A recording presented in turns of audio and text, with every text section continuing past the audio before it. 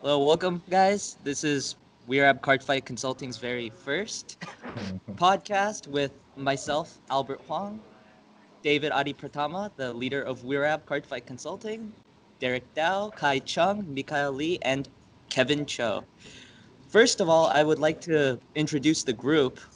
We are a group of card fighters from all around the world with massive, and I mean massive, history with the game in both achievements as well as passion for the game. We have members that have started since the very beginning, since the game first released in the United States, as well as members that have started relatively recently and will have still reached the peak, which is to get to the World Championships and potentially challenge to win the world title. Now, if Weirab would tell us the history of the group and how it was first founded, that would be great. All right, so like the first time I decided to make the group was to like thinking that it will be great if there's a group that consists of like a lot of players who like have like lot of like good achievements and went to world championship before. So and coincidentally, I knew some of the people. So like I knew Albert beforehand from world championship. I knew Cho as well from Albert, and there's like a lot of other people is not in this Skype conversation at the moment. And at the same time, I also am a group with a lot of like Sydney players such as Kais and the others. So yeah, I decided to make a Discord group chat. Like it's a casual one and it's invited only. So we didn't want to make it like a really big one at first because you didn't want to get like branded as like elitist of like so yeah, it started like it's a really small one, and recently it's getting a bigger and bigger, and we invite more and more people in, and it's pretty have we got a pretty quality conversation inside the group as well, and so far it's been like a year-ish, I think, since I met the group, and so far it's been pretty good, pretty enjoyable to be with these people and with these guys. Yeah, Yeah. definitely. Uh, and for the viewers, since they don't know who we are, Weirab, why don't you start by introducing yourself, where you're based, how did you get into VG, preferred clans, why you like those clans, whether it's aesthetics, the theme, whether you like it because it's competitive or certain aspects of the clan, your achievements from the past, and then if you have any ambitions for the future. Sure thing, Albert. So my name is David. I was originally based in Indo, but I went to Australia for study since 2014, and pretty much I made most of my achievement in Australia. Um, so I did get into Fiji back then in 2011. So back then in the first season, well, starting in Yu-Gi-Oh, I think it's pretty similar to most of the guys in Vanguard. They started from Yu-Gi-Oh, and then private clans, I think I do play a lot of blue clans, so especially Aquaforce, Grand Blue, and Bermuda. It's pretty much because I don't know, I just like blue colors, I guess, and I did top a lot with these three clans, so it's pretty just like aesthetic thingy. And I also like playing GC and Neo Nectar. Neo Nectar mostly because like they're pretty shit. And wise, I think I topped every Springfest since 2015. And then I went to one Continental, Asia Continental in 2015, went to Worlds also in 2015. Then I met Albert over there and Kevin as well. So it's pretty quite a lot of tops if you want me to list. It's quite a lot, but there is more people who have more tops than me in this group, obviously. Ambition wise, I think I kind of want to get back to the was once more, but at the moment I still like pretty busy with life, so I don't think I can make it to this one. But we'll make sure to support like the rest of the members of the groups who went to World Sets because we got quite a lot. So get back to you all Definitely. of it. Definitely. What about Kai? Please, if you would like to introduce yourself. I'm Kai Chung, based in Australia. I'm Sydney, so on the other side of Australia compared to Derek. Started Vanguard when I went to Japan one time, and my friends like, "Can you buy me a Vanguard deck?" like, sure, I'll buy one. I bought one for myself as well. Just played. I guess I like Paladin clans, mainly Royals, just because they look they look nice and they polish stuff for free. Also like OTT. I guess for achievements, I've actually taught more Weiss than Vanguard, but mainly top the team Spring Fests and also a couple of and then I think one time in New Zealand this year for standard. Um, for ambitions, I guess I just want to see Australia do well in Worlds. Basically for the Sydney team, um, basically maybe their brains are like testing main testing guy and getting them all shaped up. So hopefully this year we all do well. And I'd like to see a lot of Australians top, but also a lot of our team top as well. It's definitely if Australia does well, I would assume that it would be between Weirab here, Kai, Derek, a lot of Australians in this chat. But how about you, Kevin? If you'd like to introduce yourself. Oh, okay. Can everybody hear me okay? Yeah. Yeah. I can hear you. All right, good. Damn, what was the questions again? Where are you based? How did you get into Vanguard? Preferred clans. Just discuss the clans in general, why you like them, achievements and ambitions. Okay, so I'm based in Chicago, so America, and for preferred clans, damn, I'm pretty all over the place. I like all the main character decks a lot because they're pretty generic, and I like the way they flow. I can pretty much, to be honest, I can play anything that has advantage, except for Link Joker. I just suck with Link Joker. I'm just awful with Link Joker. I would say my preferred is like Gear Chronicle, Royal Paladin, and Angel Feather. Angel Feather is just for waifus. It's the only clan I would say that's for. The other two, I like a good sense of advantage, and I like multitasking. So yeah, that's pretty much set. And then it was accomplishments. Yes, and then ambitions. Okay, so like all of them are just the big ones. To you. Okay, well, so my first top was with Gold Paladin. That's the other like deck I would play somewhat. Was with Gold Paladin back in 2013 with Platinum Ezreal.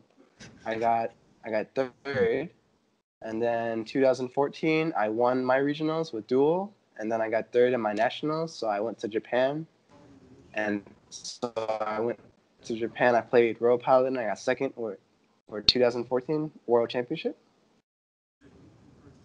After that, I played Buddy Fight for a year, but we won't talk about that. Yeah, I played Buddy Fight for a year, and then in 2016, I got second in my regionals for Illinois with St. Guard, and then I got fourth at nationals, unfortunately. And last year, I won my regionals in the fall circuit with Gear Chronicle. And this year, I won Care Expo. So how many times have you been to Worlds, Joe? Twice so far for Vanguard, once for Buddy Fight, and then I'm gonna go in the January, obviously. And what are your ambitions for this season and beyond? I just like to push myself, keep improving, Win Worlds? Got it. have fun. Yeah, that's pretty cool too. I don't know. I I always feel like winning Worlds is like the go-to, right? But then when I look at the reputation that Worlds players, like winners of Worlds have, it's like everybody forgets about them in like a year or so. So I don't know. I don't have pressure for that kind of stuff, right? All right. What about you, Derek? All right. So I'm Derek. I'm based in Perth. So the other side of Kai. Um, but we're back in Indo, so he was there as well on the other side. So preferred clans. I'm a Pale Moon and Dark Regular player. I love the aesthetics. I mean, girls in latex suits. That's pretty good. Wow. And then just like the dark themes and stuff like that. They both generate advantage, and they use like souls, which is like an untouchable zone in the game that your opponent can't touch. So it's pretty, I guess, secure. But yeah, that's why I like those two clans. I guess like in terms of this group, probably one of the ones that have like the least accomplishments. So last year I won BCS Perth, coming first, and then one of our other members, Kelvin, he came second, and then Mikhail in this call came fourth. And then I went to Worlds, got to meet Cho, Kai, Mika again, and a lot of other different faces. And then I ended up being top eight and then losing through to time. But yeah, that's me. Some of my ambitions for the future, similar to Kai, I want to see Australia top. It would be good to see Australia having their name out there. And like Cho said, after a year, if you're like the world champion, people forget about you. So I think maybe it's more of get my name out there, meet different people, play a lot of games, and just enjoying the game. But that's me. Nice. And what about you, Mika? Okay, so I'm based in Jakarta, Indonesia. Uh, how did I get into Vanguard? So during my elementary school, back then it was in 2012. Vanguard was really popular in my school. Everyone's like playing it, and then even we have weekly tournament on Friday. So that's why I get into Vanguard. Yeah, and then my preferred clans. I my main clan is actually Shadow Paladin. I've been playing Shadow Paladin for a long time. It's because I like Dark Knights and then Black Dragons and horses and all stuff. Yeah. My achievements. I've during 2015 I was in top 8 for Bushrat Indonesia qualifier. I was in top 8 with Shadow Paladins. That time was during Legion Stride era. I used Phantom Blaster Abyss. And then I went to Singapore for regional qualifiers, and I was in top 8 again with Phantom Blaster Abyss again. And then the next day there was a WGP. WGP is a Japanese Vanguard qualifier. I was in top 16 with Phantom Blaster Abyss again. And then 2017 I made it to top 8 with Luard. And then I went to Perth, Australia, and then I met Derek there. I made it to top 4 with Luard again. And then 2018, I was in top 16 in Malaysia qualifier. I used Luard premium format. And then finally I went to Philippines, and then yeah, I made it to Worlds with Murakumo. Yeah. And then my ambitions, pretty much I wanna win Worlds. Yeah, I wanna be the world champion. It's been my dream since I was a kid. So yeah, I really want to be the world champion. Yeah, yeah, Nice. yeah. Yeah. Yeah, and lastly, I'm Albert. I'm based in West Lafayette, Indiana, the United States.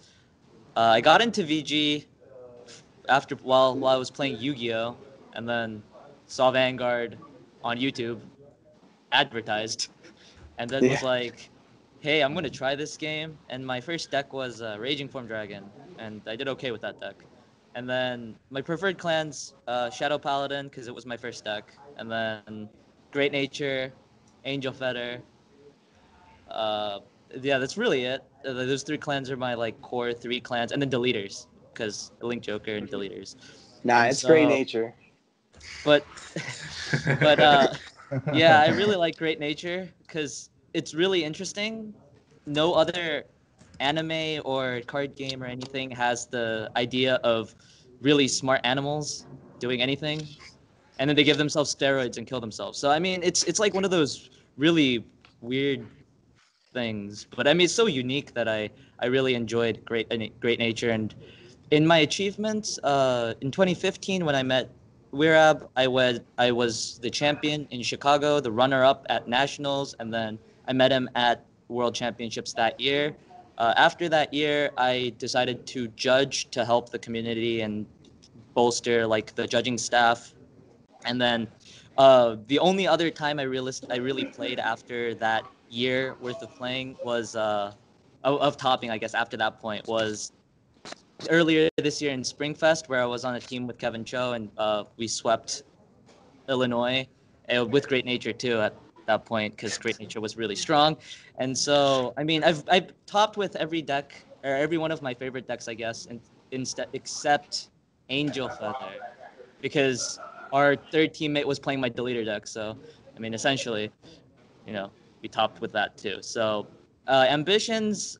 I want to see the judging staff grow in the United States, especially since the crises that we've had with Bushiro judges in the past, especially with several of our tournaments. I want to see more people, getting involved with the community, definitely, and to see the community grow not only here but overseas as well, and to make sure that Cardfight Vanguard, despite whatever Bushiro does, the community at least at large can grow, can be together, and be at least a friendlier environment than some of the other card games involved.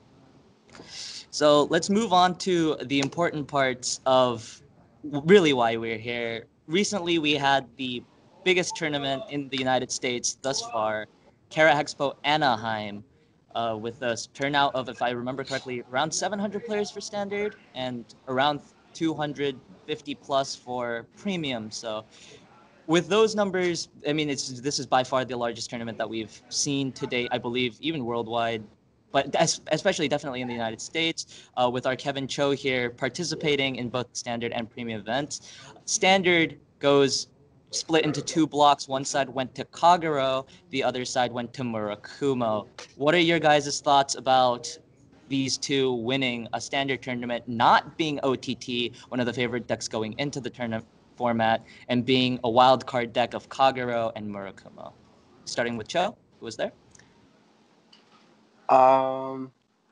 So Kagero is just too good of a all-rounded style deck.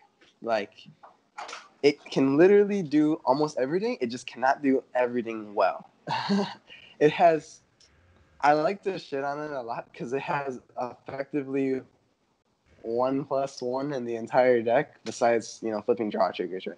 But yeah, it can take on OZT, right? Because if you can't outguard without your Sentinels, you just can't outguard. You just can't guard the waterfall. It actually gives Murakumo a lot of trouble because retiring key pieces can be a little frustrating. And yeah, honestly, I think the deck is just carried on waterfall. If they did not have waterfall, or if it was some kind of other medium or still pretty good finisher that didn't block Sentinels, I would not consider it as good of a deck. But because they do, right? I think it's pretty great for this format. Pretty great if you're not playing Murakumo or OTT. I think it's the third best. Do Yeah, I any of agree you with have? Cho. Like in terms of Kagero being one of the decks that topped, especially if you go into a format that is filled with like Murakumo, a lot of L4 decks.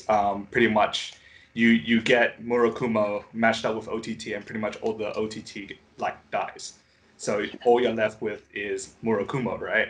And pretty much Kagero, like against Murakumo, they're able to pretty much control their board, which is very important. Like Cho said, if you're retiring Arrestas, it makes it really frustrating for the Murakumo player, especially when they can't sustain the ride lock, which makes it so that Kagero can break out with Waterfall and pretty much shoot them down. Especially when Murakumo has quite low hand in that sense. Killing the board is very important. I don't think it's that surprising that Murakumo won though, because it literally like the only bad matchup Murakumo has, if you can consider it a bad matchup, is against Shadows, I'd say. but that's only if they ride the correct ride. Against every other deck, Murakumo doesn't have a bad matchup. It's at least 50-50. Even against Kagura, Yeah. it might even be favored against Kagura as well because you can just ride lock for the whole game as long as you just draw pieces. Well, that And if doesn't. you go badly, you can stun. But Yeah, that doesn't necessarily apply, right? Because of Waterfall and Gaius, a lot of people can keep you out of that. yeah, And but no, yeah, it's not a full stun, but like sustaining a ride lock until later on. Because yeah, if but if you're stuck on a waterfall or an overlord, like overlord is better, sure, but it's not the best because your win condition is still waterfalls. this is true. This is true. Kagero pretty much can face everything, that's why. Yeah, it has Yeah, no it's true. like really a bad matchup. Yeah, like there's no bad matchup for Kagero, but it's kind of hard against Murakumo because it can right lock you, but stacking on Dragonic Overlord might sometimes hurt for the Murakumo players as well. So Yeah, the other deck would be Kaguro is because your win condition is just draw waterfalls. The more waterfall. waterfalls you draw, Yeah, but if you still, draw the waterfall third is waterfall, it's pretty much a win. Like if you're really lucky and draw 3 waterfalls, you just kind of auto win. yeah, you can spamming force on the Vanguard. Yeah, that's it. But with Murakumo, yeah, it's a lot of players who went to OTT for maybe like best deck in the format might have just swapped to Murakumo because the Murakumo versus OTT matchup is really unfavored for OTT, and it's also Yeah. easy to play. Yeah, Just it is. if you take damage, you can just like stun them as well, and you don't have to play the really bad OTT mirror, which lasts forever. That is true.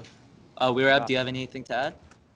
Not really, because like the thing is, I don't really play standard that much, and like I didn't catch up in like L4 format. So yeah, then again, like I think I do agree with Kagero in sense like in general they have like pretty good matchup like across the board, and like with Murakumo, pretty much like they're still an Excel clan regardless like of what are the strengths and like the weaknesses. They're still like an Excel clan, and in general like it's pretty weak against like force and retiring base deck like especially like Shadow and Capra as well.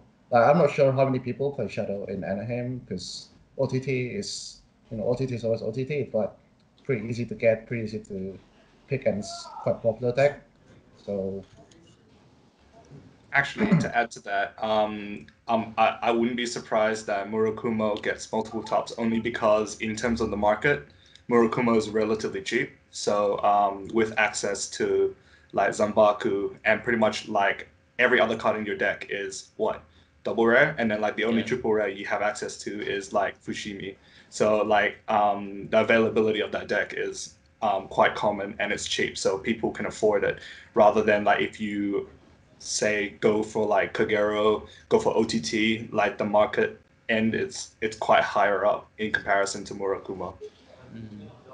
And for premium, we actually saw the new format really kick in, unlike Toronto, where NLK won the entire format, but in top 8, there was only one NLK. In Anaheim, there were 6 NLKs in top 8, and all 4 of the top 4 were NLK, along with our champion here, Kevin Cho. So Cho, what did you think about NLK? What do you think? Why do you think that deck was so dominant compared to some of the other options in top 8, which included Machinings, Geese, and Luard? Um, I think that NOK is definitely the first deck to have a leg up on the entire meta in comparison to everything. Like, I don't know how to describe it. Like, since I think the last deck that was this dominant that had this much representation was Time Leap, whereas they're pretty similar, right? They're all rounded. Oh, and that just a fun note. Time Leap was my other favorite deck, but not the point. So they're like all rounded, and they just no matter who they face, they can play through it, and their combos are just too ridiculous. Um, I don't know how to describe it. It's just advantage, gaining advantage, sending the opponent from low damage to high damage and possibly just game. That's like the two qualities you need in order to be a best deck in the game kind of deck. And that's why it was so overrepresented, because like you can say, oh, Luar can call it Hanali, or Ange can call it Hanali on the opponent's turn during the NOK loop. All right, that's fine, right? But that's not really a counter. It's just something you can play through, and because you can play through it, it's just the NOKs is just way too strong. Like you have to physically play a direct counter like Freeze Ray or Kagero in order to have a leg up in the matchup. That's the actual only way. Yeah. So that's definitely why it's has so much representation. Yeah, I think I do want to add that. Sorry about that. I think I do want to add that, like, when people talk about Honolulu being like a counter to NLK, I think they like overestimated that much. Because like a good NLK players can definitely play around the Honolulu, especially like when you drop it using Citron when you play Ange. You can just like play around the Regat's place and you just like swing with Vanguards. Because like some of the decks doesn't guarantee you having like 3 to 4 nullifies during the turns when you NLK swing, and you might like if you're playing, let's say, like Angel Luard, you might want to farm up your nullifiers and G-Guts first before, like, say, giving NLKs enough damage, letting them do the plays. But the thing is, like, with Honolulu, NLK players just like can just like play it safe and revert back to T-Ball, having like an extra turn for the next one. You can just redo the your shot one more time, and like using the when the first loop comes up, you can just like cripple their hand out of the nullifiers and just like loop back using your T-Pult and Sullivan, refresh your deck into another loop, or like goes to like the different strats. So I feel like unless it's like a hard counter, like Joe said, as like Kagero, you just defeat flare their assassin or like the Nile the thingy, or Frisk Ray the front row. I think it's pretty tough to play around a good NLK players. It's still beatable using Angel Luard, I guess, but it's definitely a hard game, and I won't say it's a favorite matchup for them. It's way easier to play NLK than it is to play around NLK and playing against it, because you might as well just play NLK against NLKs all day than trying to play a deck that either hard counters it or you have to figure out a way to soft counter the NLK, which is like playing not conventionally. And a lot of players would just rather play NLK because it's just easier. You don't have to in a tournament. It's you know what you're doing, and you can just play around each other in the mirror instead. Yeah, so to add to that, yeah, like Kai said, like if you're filled with like a format full of NLK and you're trying to play something that counters NLK, yeah, you might counter NLK, but then you're versing like all other decks that might counter you. So like Chaos is a very prime example of that. So yeah, Chaos potentially has like a 90-20 win rate to NLK, but obviously, you know, a good NLK player, you know, could just shout out Demagogue and then swing and then pretty much have game, right? But then you verse Ange and you get raped. You get destroyed, right? Yeah. So, like, you try to play a counter to NLK and then pretty much you get matched up. And on a bad day, right, 7 rounds or something, and you get matched with every single counter you could probably think of, then you're pretty much shooting yourself in the foot, right? And yeah. Because the Bushi tournaments are cutting at X1, right? Well, Yeah. Most of the X1s time. will miss out, yeah, Most of the in time. America. Mm-hmm. Anything to add, Mika? Yeah, actually, I'm as a Luard player, and I tried against NLK with Honolulu, and it doesn't really help much. Yeah, that's it. I think because yeah, NLK is just really good, and then it's like yeah, NLK is the only bad matchup for me as for now as a Luard player. Yeah, that's it. I I mean, got something to add, right? So, like, I think with the thing with NLK is that they're pretty flexible as well in terms of builds. So, like, Cho's build here is more like a turbo build, and then we saw Stephen's build as well. And then there's a lot of other different builds. So, for example, like the Japanese build, the one that play Nine Break Hustler, it's a bit slower, but it's really consistent to hit like all the cards that you need in the soul. And then there's another Malaysian build by Ryan Kai and Hong Wai, the one that plays crits and draws only without heals. It's like more like a one-shot build, and it's pretty high roll deck. But the thing is, like, we definitely see like the clear pattern here within NLK decks, which is like there's not a single correct build in an NLK. So we got like 3 to 4 different builds, and in best of one, it's pretty hard to like know what are your opponents like deck lists in those grade one and grade twos. Are they playing Bobos? Are they playing like flying librarians? Are they playing free travelers? Or like Frokalakas? Or like Cho's playing Jaeger? And what's a grade three called? The protect grade trees? Oh, Ghoulish the spoiler. Spoiler. Yeah, Golas is Polar as well. It's such a good card as well. So yeah, the thing is like we don't really know, especially in best of one settings, if like this guy's gonna run X card or Y card. So I think the most effective one for me is like Cho's build is be able to counter like a lot of like different NLK mirrors because Cho win what 6 mirror matches the Yeah. entire day. Sick. Yeah. So Kevin, since you played so many NLK mirrors, what do you think gave your deck an edge, especially since, if I remember correctly, none of your matches actually went into time, and since many NLK decks, if it ends up, getting into the grind fest, it is very highly likely that the decks will go into time and therefore will cause a double loss. So for those concerned, with the NLK flooding the meta, do you think what do you think gave you that edge playing against 250 other players in of course 10 rounds overall, but still, and playing 6 NLK mirrors? In terms of, I would break it down into like deck build and also playtesting. So you have strategies, right? Like deck build wise, cards like Tragic Claw, right? Tragic Claw and Dimension Creeper, they just allowed me to hit that 13 so extremely fast.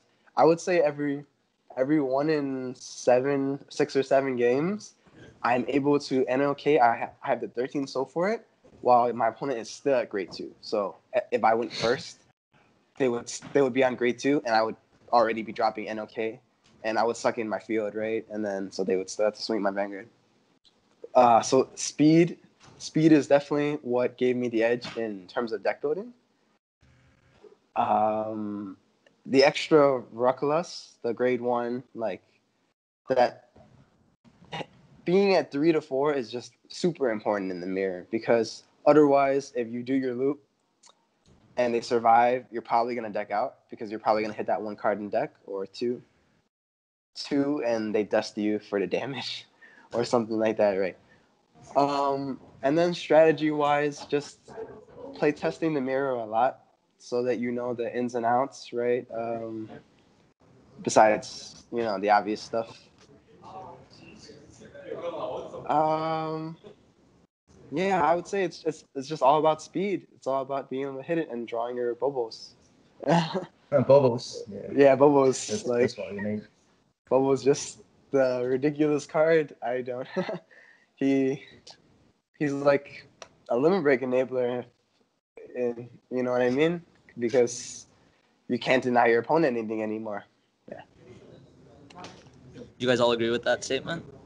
Yeah, Yeah, pretty much. That's the reason why Geese kind of dropped off because Bobo was brought into action, and then pretty much Geese's main plan before was, give him that 1 damage and then pretty much swing rear guards, deny damage, stuff like that. But with the access to Bobo now, it's kind of hard to be able to do that. So pretty much unlocking that extra 1 or 2 counterblast is very important for a deck to be able to burst out and just stomp Geese. yeah. It does everything the deck wants to do in a slow matchup. It countercharges, gives you damage, gives you soul, like, and it's every clan, so it does everything you want. In the mirror, yeah, I agree with Cho. If you NLK first, you most likely have the upper hand. Yeah. So moving into this weekend, actually, by the time this video comes out, some of these tournaments may already be underway. Hawaii, Lisbon, and Nancy. Lisbon and Hawaii both having standard tournaments, Nancy and Hawaii being the premium tournaments. What do you think are your predictions for standard right now? Starting with For Derek. standard. Well, probably going to I think the facts and the statistics from like all the other qualifiers, you definitely see Murakumo there. But I think these regionals really depend on what the decks that are played like in the area, because I know for a fact previous regionals Australia was very oddball. Yeah, so we played really, really weird decks, weird clans and stuff. So I think it really comes down to what that region plays. But obviously, in terms of a wider scale, definitely see Murakumo, definitely see Shadow Paladin, because Shadow Paladin is super hype at the moment. And then with the release of Sarkoria Strife, you might see a few Exculpates, a few nouvelles. That's for standard, and obviously in Nancy, with one of our teammates, Yui Muhammad, Kyoto again. Yeah, you'll see a lot of NLKs, and I would suspect to see quite a few NLKs, just like Anaheim, but obviously some other oddball decks like Spike Brothers can be quite prominent. What about you, Mika? What do Does you think? France have standard? Just Yeah, so Yeah, France has for standard. France it's Lisbon that has standard, so it's Portugal that has standard, and Nancy's only premium. It's a 2-day Nancy has premium. oh, okay, all right. Kind of odd. I see. Oh, as for standard, I think Murakumo definitely going to make it into top 8 at least, because Murakumo can pretty much face everything. It does able you to right block your opponent, like OTT needs to write Imperial Daughter like every turn, and it's the winning condition of the deck. And then Kagero, like we said earlier, that we need to write Waterfall, keep spamming Waterfall all the time. Yeah, I think Murakumo is the best choice for this format. And then the second best pick will be Kagero, I guess, because yeah, pretty much like Murakumo, it barely any hard matchups. The matchups are most likely are good matchups. Yeah, no bad matchups. I mean, no bad matchups. Yeah. Okay. For Europe, I'd say Lisbon. They probably, yeah, definitely Murakumo. Agree with everyone. But I wouldn't be surprised people playing force decks. So you're looking at Royals, Kagero, Shadows. I think we'll see some Royals just because of the new set that comes out. But if you check recently in Japan as well, there's a lot of Royals at top. And then we might see a Tachikaze. Just randomly throw that out there. Yeah. We saw Tachikaze top like Yeah. once, like 2 years ago, and Europe's easy to get around, Europe. right? So maybe the Tachikaze guy can't play Yeah. again. But Tachikaze is not that bad, but it's pretty annoying to play 7 rounds of Tachikaze. So, Yeah. Kevin? but probably one of those. So I don't really know those areas too well, but in general, I would definitely expect to see some Murakumo and Kagero. Oh, I wouldn't bet on Kagero, to be honest. I don't see that deck have a lot of representation other than uh, California, because it's probably the advantage engine thing, like I've discussed. Some people they'd rather have some kind of consistent way to hit their cards instead of just let me draw them. But I mean, So, California was also 750 people, so variety, Well, How diversity. many, yeah. how many people go to like Hawaii and stuff? Sorry, you know. Hawaii, I believe, maybe for standard might hit 100. Lisbon, I'm not sure. I don't know the total numbers for Europe's regions, but I know for a fact that standard should be about 100 plus, and then for premium, I'm expecting about 50 plus. If it's good, it could be less. It could be like 30, but yeah, those are the rough numbers that I'm seeing from Hawaii. Add anything? Yeah, I think for standard, right? I think Royal is slipping OP, and I think like a lot of people might ignore it for the fact that Murakumo tops a lot, Kagero and OTT also tops a lot. I think Royal with the new support, especially, is going to be pretty good. And they like always the decks that a lot of like new players and newbies like. They just like quits randomly and they just win randomly. They might not win, but they might tops and they might annoy us like all these people who prepares for like this Tiger OGT and Murakumo matchups. And as for France, the premium one, I think because we know like France is always like one of the more competitive region like around the world, and like a lot of like good players coming from France, and especially with the premium being 2 days, I think on top of NLK, we're gonna see a lot of like oddball picks that we might not expect before. Probably like I don't know, maybe people that have a boss pick like Freeze Ray as like a hard counter, because we know like France since like ages ago they always like to pick something like out of meta, France likes not to out play of meta. Aquaforce.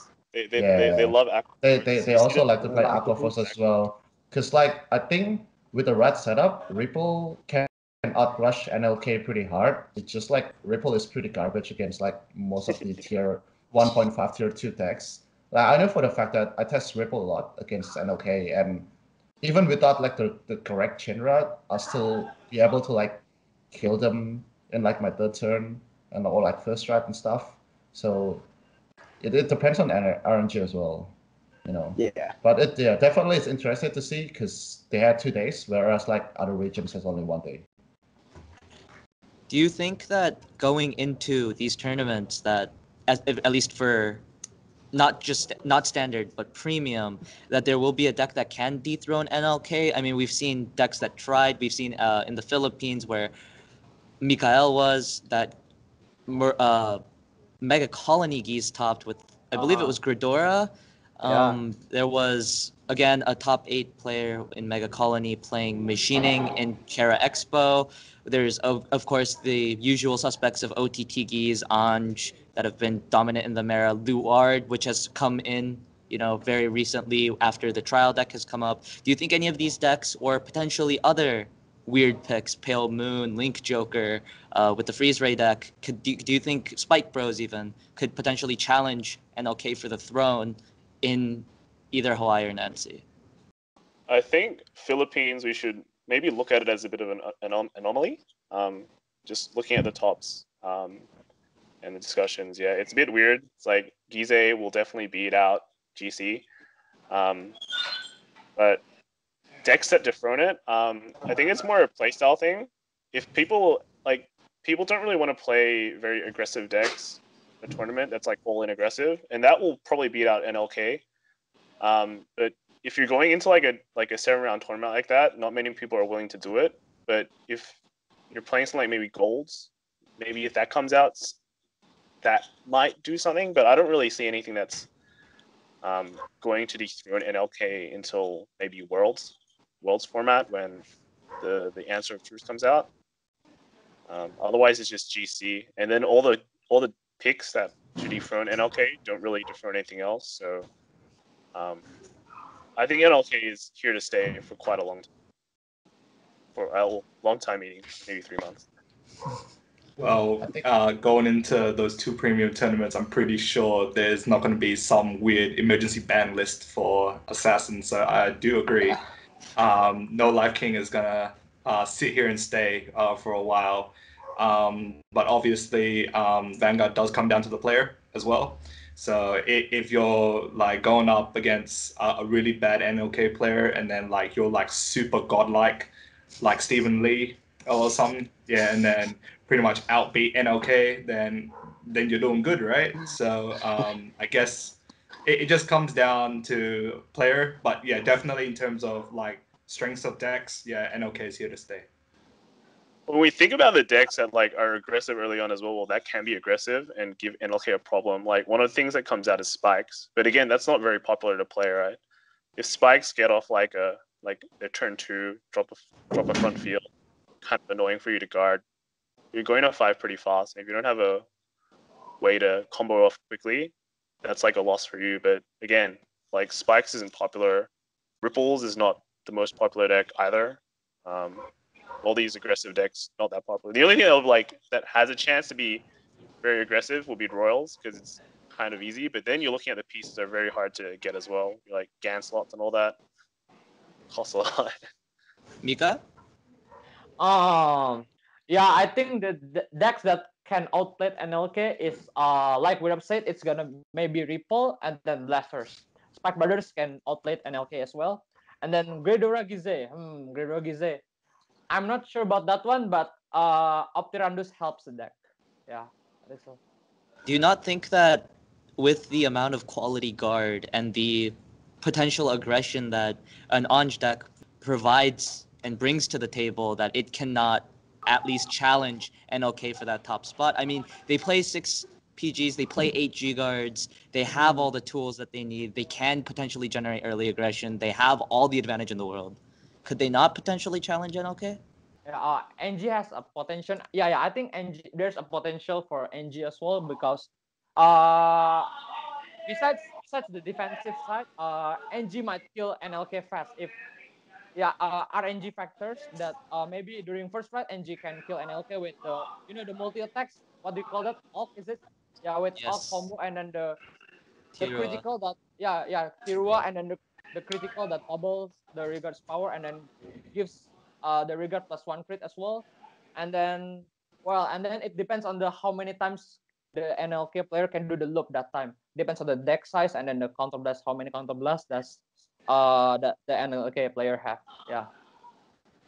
I So, think the problem with Like, Ench, yeah, I think the problem with Ench is that like if you play as an NLK player and then like you first someone who flipped the starter and it turned out to be like the Shizuku, and then like whatever you go like if say like if you're going second against them, you can just like pass them 3 times or like 2 times without like giving a shit, because like your starter generate one hand already with like the draw one, so it doesn't matter whether you draft check or not. Ench can't kill you, and Ench can't outrush you in early game because like most of the grade twos they can't drop it like recklessly. Like Sandy, you definitely need them for like guarding the NLK turns later, and you can't drop the grade two one, the one that can bounce Shichiku back to your hand because they need CB, and the other grade two left, the one that you play is like either Spica or Ranfa, right?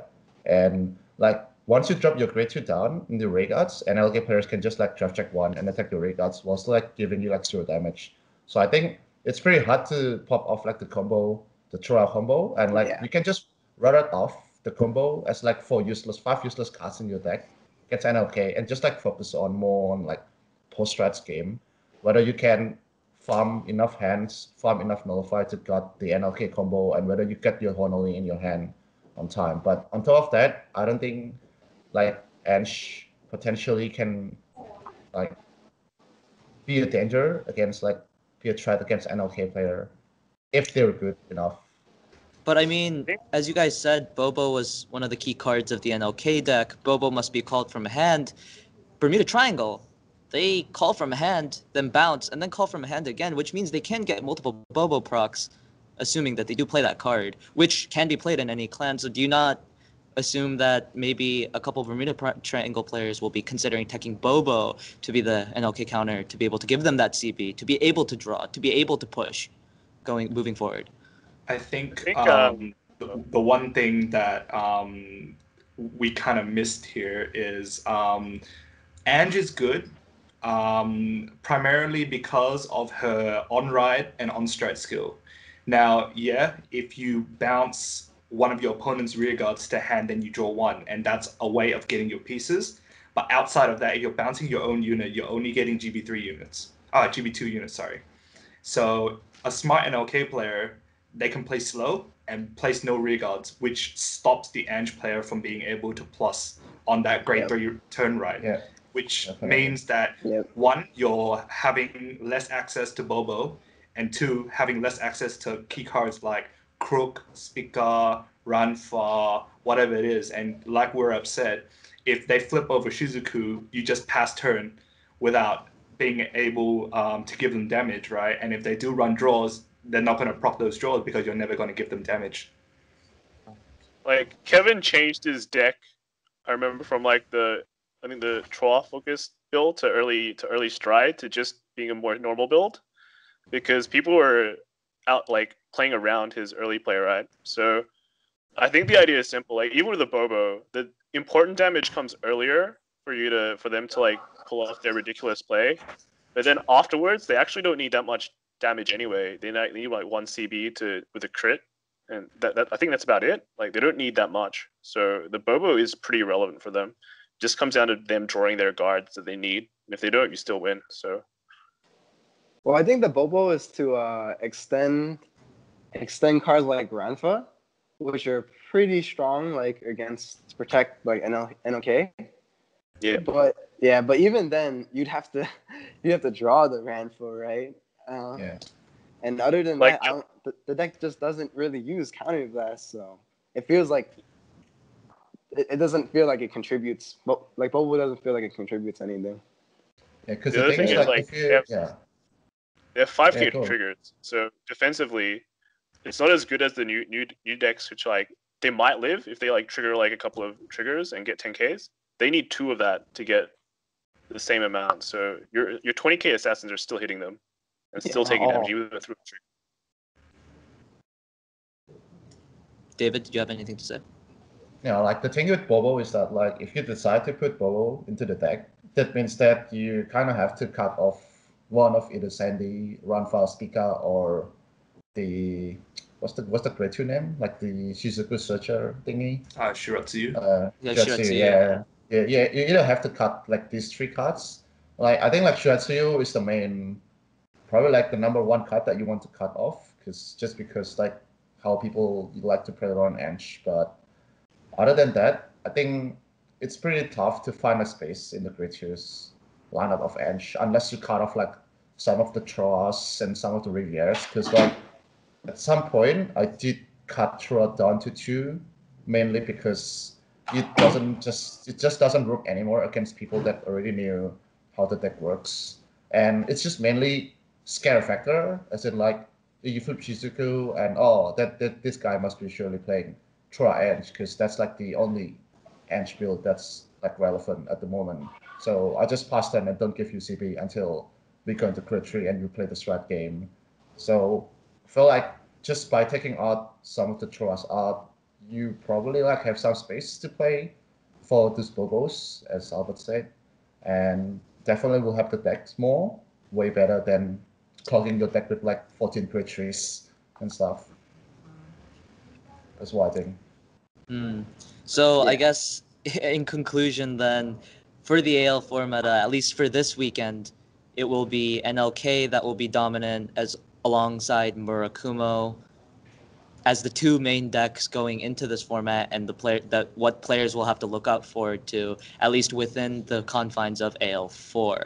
Now, in conclusion, shout outs to our members playing in Nancy and in Hawaii this weekend, Doi Mohammed and Bryson Gomez.